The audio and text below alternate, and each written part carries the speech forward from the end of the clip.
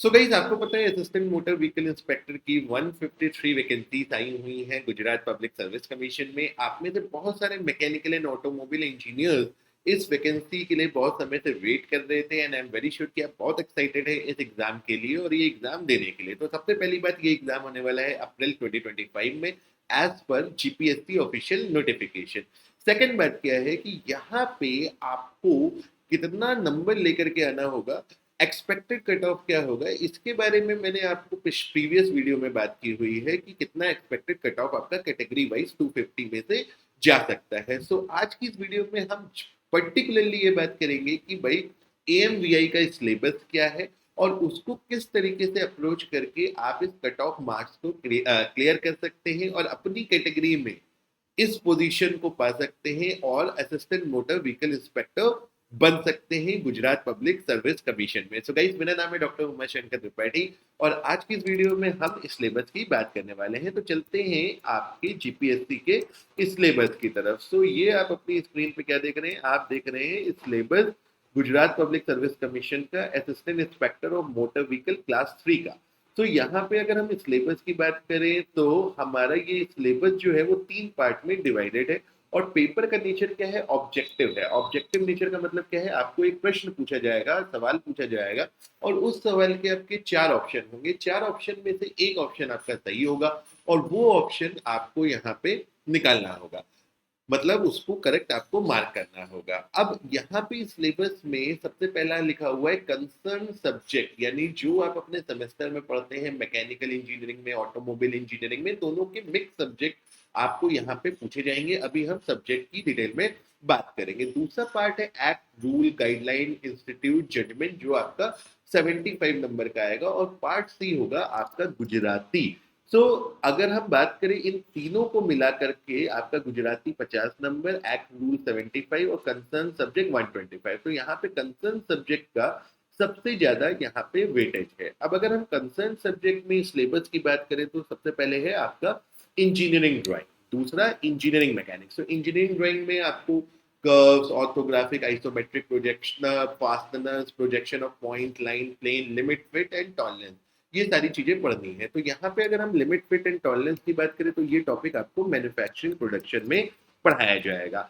हमारे यहाँ पे जो एएमवीआई का कोर्स चल रहा है, सिलेबस चल रहा है, वहाँ पे टेक्निकल सब्जेक्ट शुरू हो चुके हैं। सबसे पहला सब्जेक्ट आपका इंजीनियरिंग मैकेनिक्स शुरू हुआ है, जहाँ पे हम फंडामेंटल यूनिट, डिराइव यूनिट और फोर्सेस वगैरह की बात ऑलरेडी स्टार्ट कर चुके हैं। अगर आप कोर्स के बारे में जानने में इंटरेस्टेड है तो आप कमेंट पे जाइए। पहली कमेंट में आपको एक गूगल फॉर्म मिलेगा, उस फॉर्म को अगर आप फिल करेंगे तो हमारी टीम आप तक संपर्क कर लेगी, आपसे बाकी जानकारी शेयर करेंगे। तो चलिए वापस आते हैं।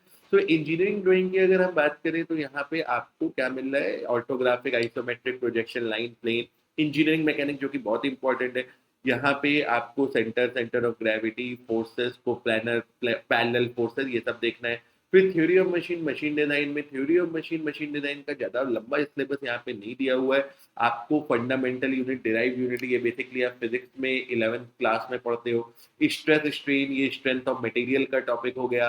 Bearing stresses, torsional and bending stress, power transmission, flywheel governor, flywheel governor आप कन्वेंशनली थ्योरी ऑफ मशीन में पढ़ते हो।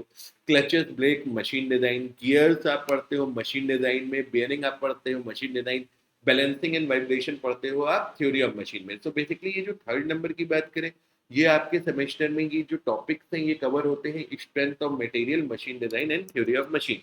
फिर आते हैं नॉन रिन्यूएबल एनर्जी सोर्सेज, जो जनरल हमारी नॉन रिन्यूएबल एनर्जी सोर्सेज है, सोलर, विंड, बायोमास, टाइडल, जियो थर्मल एनर्जी, ये सब। थर्मोडाइनमिक्स एंड थर्मल इंजीनियरिंग, यहाँ पे आपका थर्मोडाइनमिक्स में आप यहाँ पे देखिए आपको क्या दिया हुआ है, आपको जो बेसिक थर्मोडाइनमिक्स है वो पूरा दिया हुआ है और इसी के साथ साथ आपको यहीं पे देखिए फ्लूइड मैकेनिक्स को भी यहाँ पे आपके इंक्लूड किया गया है। तो फ्लूइड मैकेनिक्स में आप यहाँ पे देखें तो आपको impact of jet, working of pump, basically fluid machinery भी है और मोड्स ऑफ हीट ट्रांसफर भी है, आरएसी भी है, यानी एचएमटी भी आप पढ़ सकते हो।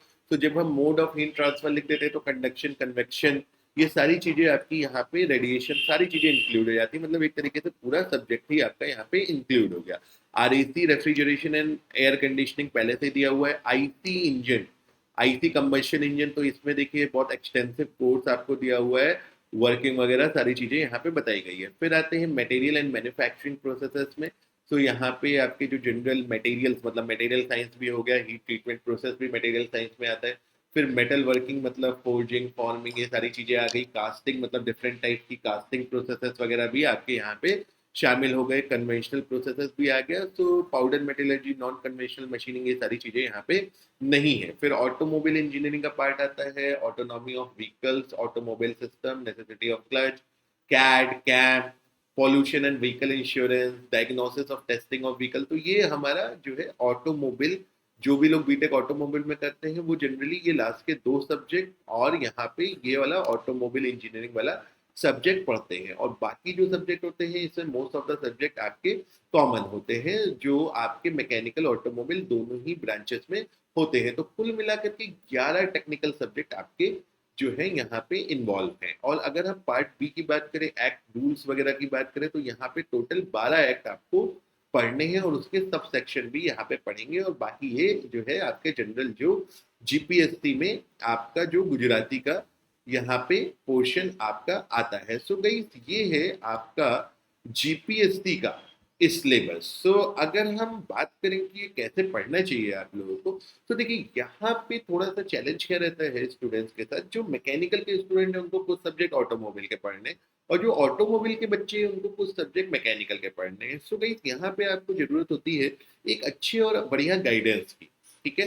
सो अगर आप देखें इस चीज को, तो आपको इन सारे सब्जेक्ट को टाइम देना पड़ेगा। और अगर हम बात करें कितना समय हमारे पास है, तो नवंबर, दिसंबर, जनवरी, फरवरी, मार्च, तो 15 मार्च तक आपका अगर कोर्स खत्म नहीं हुआ तो आप ये समझ के चलिए कि आपको ये एग्जाम निकाल पाना मुश्किल होगा। कट ऑफ की मैंने बात की थी, पिछले बार के कट ऑफ की क्या क्या कट ऑफ है क्या नहीं है, एक बार जाकर के उस वीडियो को देखिएगा, आपको समझ में आएगा कि आपको कितने नंबर लेकर के आने हैं। अगर मोटी मोटी बात करूँ तो जनरल कैटेगरी को लगभग 190 नंबर करीब 250 में से लेकर के आने हैं अगर आप इस एग्जाम को क्वालिफाई करना चाहते हैं। और कैटेगरी वाइज ये नंबर आपके कम हो सकते हैं, और क्योंकि इस बार थोड़ी वैकेंसी ज्यादा है तो आप 10-15 नंबर का एक वेरिएशन पकड़ सकते हैं। मतलब मिनिमम 170 से 190 के बीच में आपका कट ऑफ यहाँ पे जनरल कैटेगरी के लिए जाने की संभावना है। अब इतने नंबर लाने हैं तो आपको थॉरोली इसके लिए पढ़ना पड़ेगा। और यहाँ पे ये बात तो इम्पोर्टेंट है कि क्या पढ़ना है, लेकिन क्या नहीं पढ़ना ये भी इम्पोर्टेंट है। क्योंकि देखो स्ट्रेंथ ऑफ मटेरियल मतलब सब्जेक्ट सारे हैं, लेकिन हर सब्जेक्ट की सारी चीजें यहाँ पे नहीं है।